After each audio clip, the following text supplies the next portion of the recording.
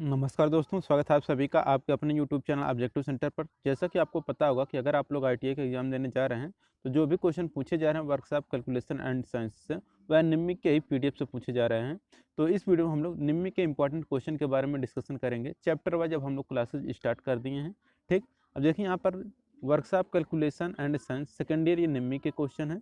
इसमें जो हमारा पहला मॉड्यूल है वह हमारा फ्रिक्शन। तो इस वीडियो में हम लोग फ्रिक्शन से जितने भी क्वेश्चन हैं निम्न के, उसको हम लोग डिस्कशन करने वाले हैं। तो चलिए स्टार्ट करते हैं। यहाँ पर देखिए पहला क्वेश्चन है, which is the law of friction, घर्षण का नियम क्या है।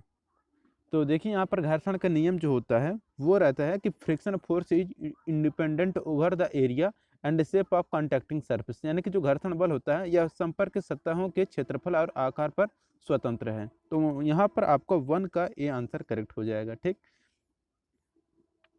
दूसरा क्वेश्चन है, what is the direction of frictional force against A motion object, एक प्रेरक वस्तु के खिलाफ घर्षण बल की दिशा क्या होती है। तो देखिए एक प्रेरक वस्तु के खिलाफ जो घर्षण बल की दिशा होती है वह अपोजिट टू द ऑब्जेक्ट, यानी कि वस्तु के विपरीत होती है। ठीक, तो 2 का यहाँ पर बी आंसर करेक्ट हो जाएगा। अब देखिए यहाँ पर जो हमारा अगला क्वेश्चन है कि which force is directly proportional to the normal reaction between contacting surface, सतहों संपर्क सतहों के बीच सामान्य प्रतिक्रिया के लिए कौन सा बल सीधा अनुपातिक है। तो देखिए ये जो फ्रिक्शनल फोर्स होता है यह क्या होता है कि संपर्क सतहों के बीच सामान्य प्रतिक्रिया के जो बल होते हैं उसके सीधा समानुपाती होता है। तो 3 का यहाँ पर करेक्ट आंसर हो जाएगा सी, फ्रिक्शनल फोर्स।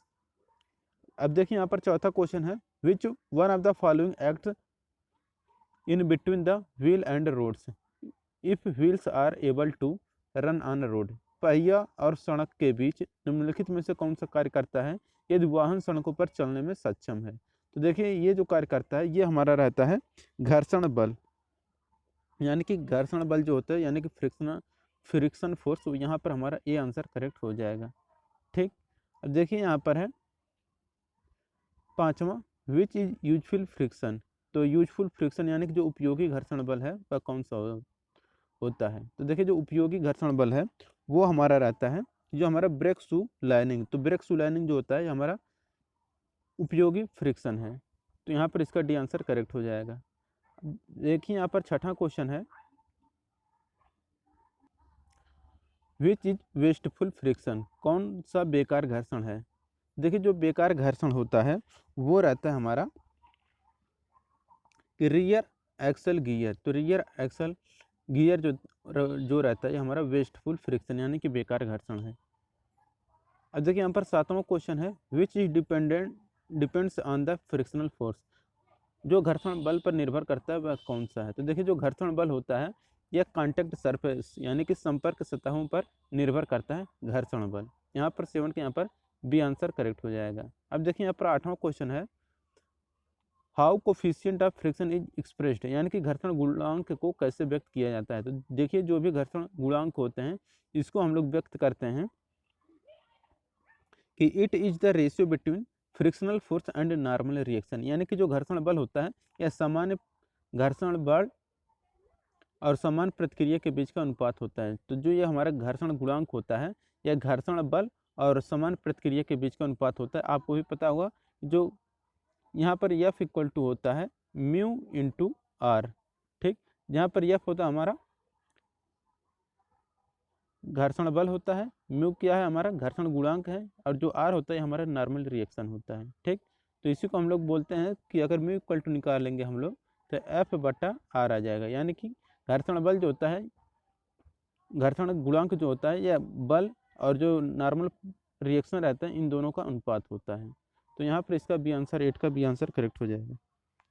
अब देखिए यहाँ पर जो 9वां क्वेश्चन है, 9वां क्वेश्चन यहाँ पर कह रहा है, what is the formula to find coefficient of friction, यानी कि घर्षण गुणांक का सूत्र क्या है। तो देखिए जो घर्षण गुणांक का सूत्र होता है वो देखिए हमने आपको बताया है कि F equal to mu into are.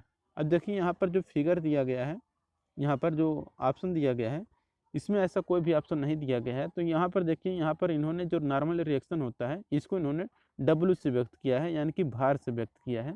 तो F equal to mu into W जहाँ पर आपको दिख रहा है ऑप्शन में वो आपका करेक्ट हो जाएगा। तो यहाँ पर देखेंगे तो यहाँ पर 9 का यहाँ पर जो डी आंसर है ये F equal to mu into W आ जा रहा है। तो म्यू इक्वल टू F/W, ठीक, या F equal to mu into W. यहाँ पर इसका डी आंसर करेक्ट हो जाएगा। अब देखिए यहाँ पर जो 10वां क्वेश्चन है, कह रहा है which symbol is use to denote coefficient of friction. घर्षण गुणांक को निरूपित करने के लिए हम लोग किस प्रतीक का प्रयोग करते हैं। देखिए घर्षण गुणांकों को हम लोग म्यू से व्यक्त करते हैं, तो यहाँ पर इसका बी आंसर करेक्ट हो जाएगा, म्यू।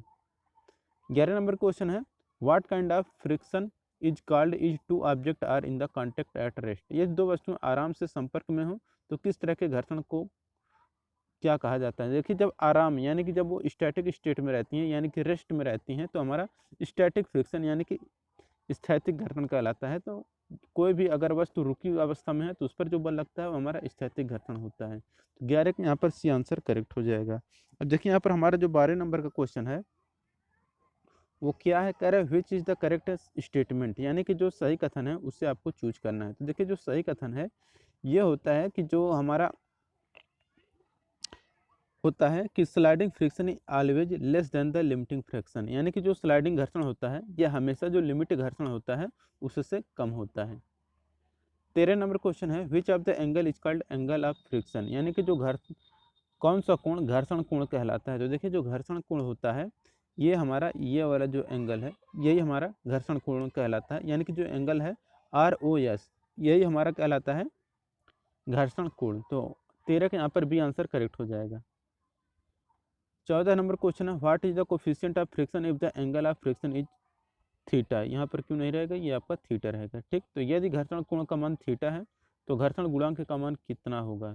तो घर्षण कोण थीटा है तो जो घर्षण गुणांक होगा तो देखिए म्यू इक्वल टू होता है आपका tan थीटा के, ठीक। तो mu equal to tan theta यहाँ पर करेक्ट आंसर हो जाएगा ऑप्शन नंबर सी। अब देखिए यहाँ पर जो ये फिगर है कह रहा है what denotes the letter capital R in the given figure.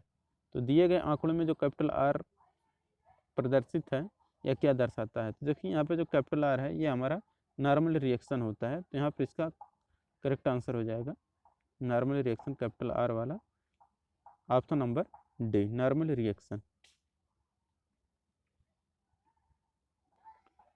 तो ये हो गया आपका सामान्य प्रतिक्रिया नॉर्मल रिएक्शन। अब देखिए यहाँ पर 16 नंबर क्वेश्चन है what is the purpose of A lubricant. स्नेहक करने का उद्देश्य क्या होता है। तो देखिए लुब्रिकेंट का मेन उद्देश्य होता है कि स्नेहन करने से होता क्या है कि जो हमारा फ्रिक्शन होता है वो हमारा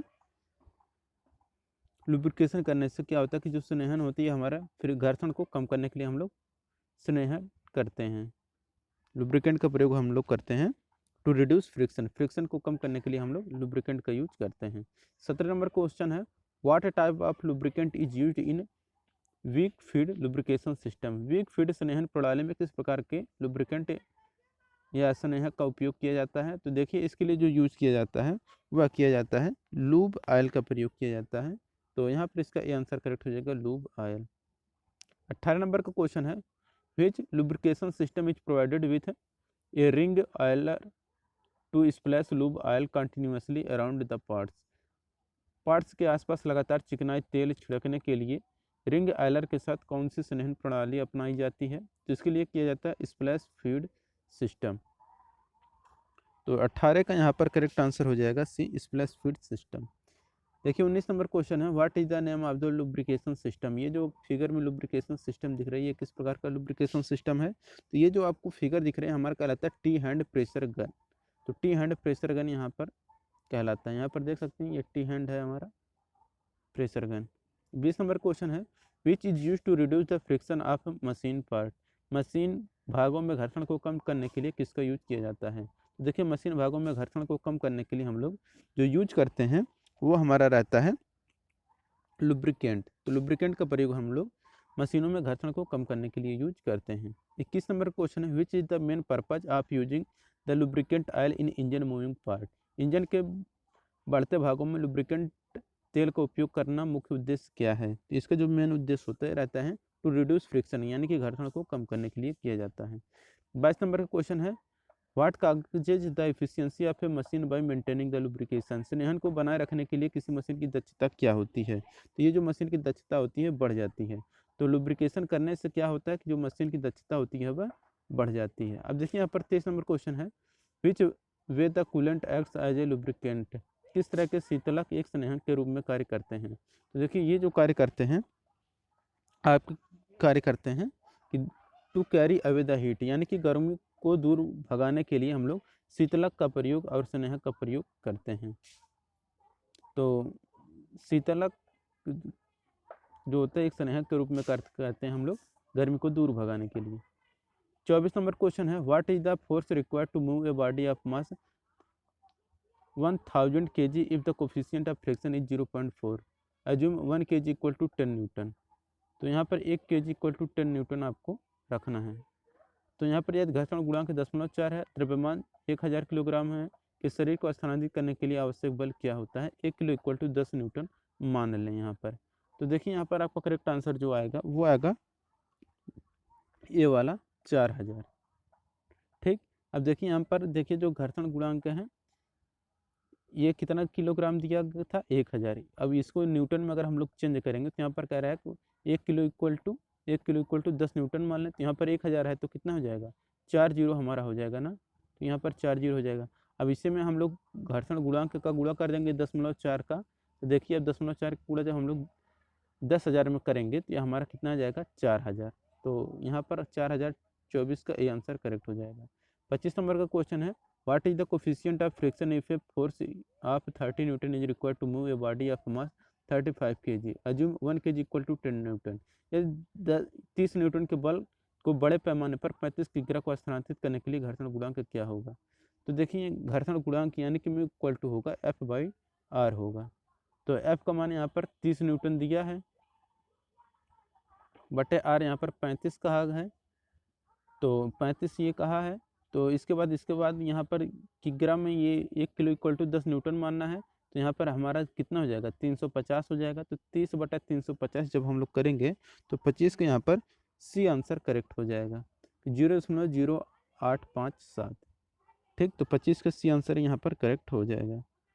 चलते हैं 26 नंबर के क्वेश्चन पर। 26 नंबर का क्वेश्चन यहाँ पर कह रहा है कि how much force is required to move a object weight 20 kg if the value of m equal to 0.24। किसी वस्तु को 20 किलोग्राम वजन करने के लिए कितने बल की आवश्यकता होगी, यदि यहाँ पर कह रहा है कि जो घर्षण गुणांक है इसका मान 0.24 है। बल की आवश्यकता यानी कि यहाँ पर F इक्वल टू आपको भी पता होगा म्यू इंटू आर। तो म्यू का मान कितना दिया है, 0.24। आर का मान कितना दिया है, यहाँ पर 20 दिया है। तो 20 गुणे 0.24 करेंगे तो देखिए यहाँ पर 24 दूना 48 हो जाएगा।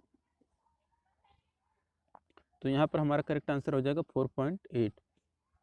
ऑप्शन नंबर ए यहाँ पर करेक्ट हो जाएगा। ठीक, 27 नंबर क्वेश्चन है, what is weight of an object could be moved by A force of 30 kg if coefficient of friction is 0.0125। यदि घर्षण गुणांक 0.0125 है तो किसी वस्तु का वजन 30 kg के बल से कैसे ले जाया जा सकता है।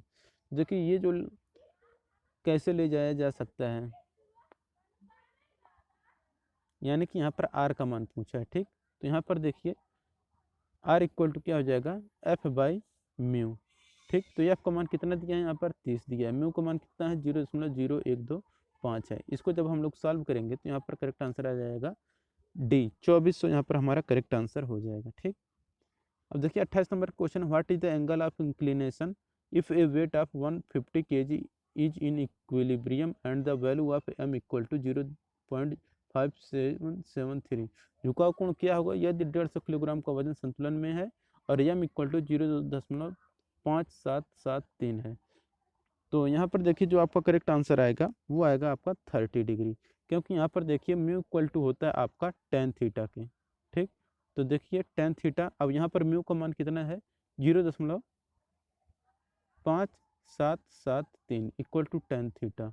अब देखिए tan कितने अंश का मान होता है, 0.5773। तो tan 30 अंश का जो मान जो होता है वह 0.5773 होता है। ठीक, तो ये आपका करेक्ट आंसर हो जाएगा tan 30 अंश का मान, क्योंकि यहाँ पर देखिए 1/√3 आता है। इसे जब आप लोग सॉल्व करेंगे तो देखेंगे आपका यही मान आएगा 0.5773। ठीक,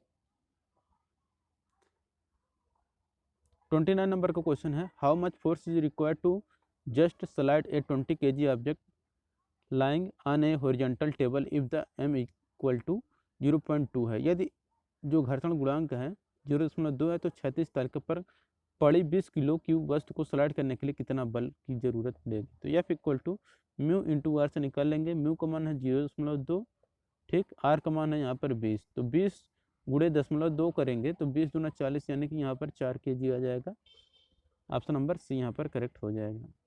30 नंबर का क्वेश्चन है, what is the coefficient of friction for pulling a load of 400 kg by A force of 40 kg। 40 kilo के बल से 400 किलो का भार खींचने के लिए घर्षण गुणांक क्या होगा। तो यहाँ पर देखिए जो घर्षण गुणांक होगा म्यू इक्वल टू होगा F बाई आर के। तो F का मान यहाँ पर कितना है 40 किलो के बल से, तो 40 ऊपर हो जाएगा, भार कितना है तो नीचे हो जाएगा आपका 400, तो 40/400 करेंगे तो हमारा 0.1 आ जाएगा। तो 30 का यहाँ पर सी आंसर करेक्ट हो जाएगा। अब देखिए 31 नंबर का क्वेश्चन है, what will be the approximate angle of inclination of an object if the coefficient of friction is 0.84। घर्षण जो गुणांक है 0.84 है, किसी वस्तु को झुकाव का अनुमानित कोण क्या होगा। तो देखिए यहाँ पर म्यू का मान दिया है यहाँ पर 0.84, म्यू इक्वल टू होता है आपका tan थीटा, इक्वल टू हो जाएगा 0.84। तो tan कितने अंश का मान 0.84 होता है, तो इसे आप लोग अगर निकालेंगे तो यहाँ पर जो tan 40 अंश का मान होता है वह होता है 0.84, तो यहाँ पर 40 अंश करेक्ट आंसर हो जाएगा। तो दोस्तों ये कुछ इंपॉर्टेंट क्वेश्चन थे जो कि workshop calculation and science second year के निम्मी के क्वेश्चन थे। इसी में से आपके ITI में क्वेश्चन पूछे जा रहे हैं। तो और भी हम क्लासेज लेंगे तो उस वीडियो को भी आप लोग देख लीजिएगा। प्लेलिस्ट हमने बना के रख दिया है, और जो हमारा एम्प्लॉयबिलिटी स्किल है उसका क्लासेज हमने सेकेंड ईयर का पूरा जो भी 5 चैप्टर था उसको हमने कंप्लीट करा दिया है। अगर आप उसे नहीं देखे हैं तो आप लोग उसे देख लें, डिस्क्रिप्शन बॉक्स में हमने उसे लिंक के रूप में दे दिया है, तो आप उस पर विजिट करके आप अपना एम्प्लॉयबिलिटी स्किल का 25 नंबर उससे हासिल कर सकते हैं। और वर्कशॉप कैलकुलेशन एंड साइंस का आपका क्लासेस तो चल ही रहे हैं। तो वीडियो अच्छा लगा तो वीडियो को जरूर लाइक करिए, अपने दोस्तों के साथ शेयर करिए। मिलेगा नेक्स्ट वीडियो में। Thank you.